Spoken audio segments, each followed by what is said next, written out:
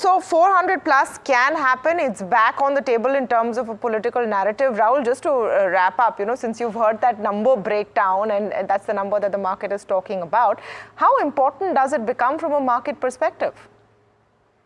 So I think, Tamanna, if I'm a Formula One fan, and typically, Michael Schumacher once famously said that, it doesn't matter if you win a race by a second or a minute. What's important is that you win the race. And I think my esteemed co-panelist, Mr. Tiwari, is probably more qualified to talk about the seats and things like that. But I think it's a purely academic discussion. I think if the BJP wins 275 seats or 400 seats, I don't think the market is going to care too much. All they want, the anticipation is that the market believes that it's going to be an absolute majority.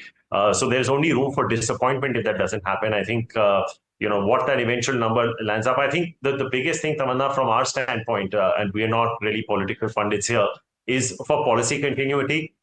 And growth, which if India can probably over the next 5 years, under whichever form or formation of government that comes, if we can grow at 7% for the next 5 years, we're home. And if you remember, Tamanna, when the Nifty was at, I think, about 20,000 a few months back when we spoke, I had said that if the Indian economy was able to grow at 7% for the next 5 years, the Nifty will double by 2029. And I think, whichever formation that the government takes, I think that should be the priority. And like I said, I don't think, the absolute arithmetic would, people would matter too much if they want one particular party. Yeah, I mean, we'll know on, I'm sure you guys will be doing an exit poll show. We'll be watching that on June 1st. And then, of course, the final results on the 4th of June as well.